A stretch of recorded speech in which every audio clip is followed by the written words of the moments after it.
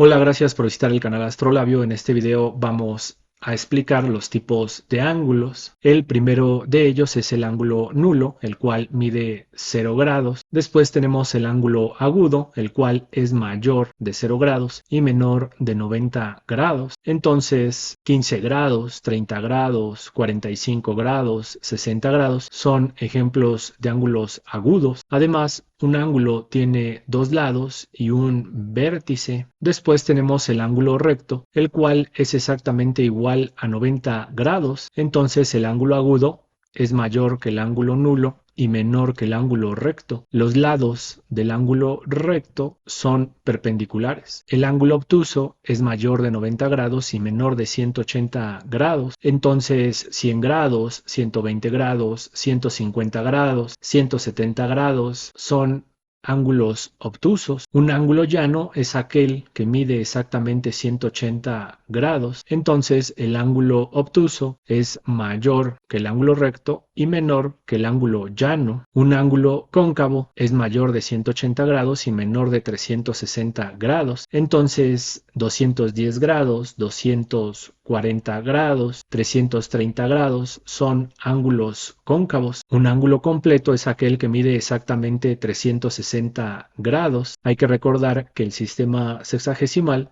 divide la circunferencia en 360 grados, es decir, en 360 partes iguales. Entonces, el ángulo completo es un giro completo y el ángulo cóncavo es mayor entonces que el ángulo llano, puesto que es mayor de 180 grados, y menor que el ángulo completo, puesto que es menor de 360 grados. Los ángulos complementarios son aquellos que suman 90 grados. Si el ángulo alfa más el ángulo beta es igual a 90 grados, entonces el ángulo alfa y el ángulo beta son ángulos complementarios. Por ejemplo, 30 grados más 60 grados es igual a 90 grados. Entonces, 30 grados y 60 grados son ángulos complementarios. Se dice que el ángulo beta es el complemento del ángulo alfa y el ángulo alfa es el complemento del ángulo beta. El complemento de un ángulo es lo que le falta para 90 grados. Después tenemos los ángulos suplementarios, los cuales suman 180 grados. Si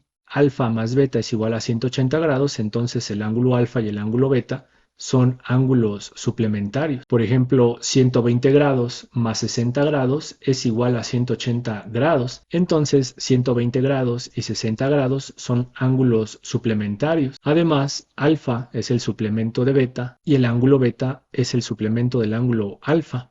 El suplemento de un ángulo es lo que le falta para 180 grados. Los ángulos opuestos por el vértice son aquellos que comparten el mismo vértice y sus lados están formados por dos rectas que se cruzan en dicho vértice. Entonces el ángulo alfa y el ángulo beta son ángulos opuestos por el vértice. Y además, se tiene que el ángulo alfa es igual al ángulo beta. También el ángulo gamma y el ángulo delta son opuestos por el vértice y el ángulo gamma es igual al ángulo delta. Si sumamos alfa, beta, gamma y delta, tenemos un giro completo, es decir, suman 360 grados, pero hay que tener bien claro que alfa y beta son opuestos por el vértice y los otros dos ángulos opuestos por el vértice son gamma y delta. Alfa y gamma no son opuestos por el vértice. Después tenemos los ángulos conjugados, los cuales suman 360 grados. Si el ángulo alfa más el ángulo beta es igual a 360 grados, entonces el ángulo alfa y el ángulo beta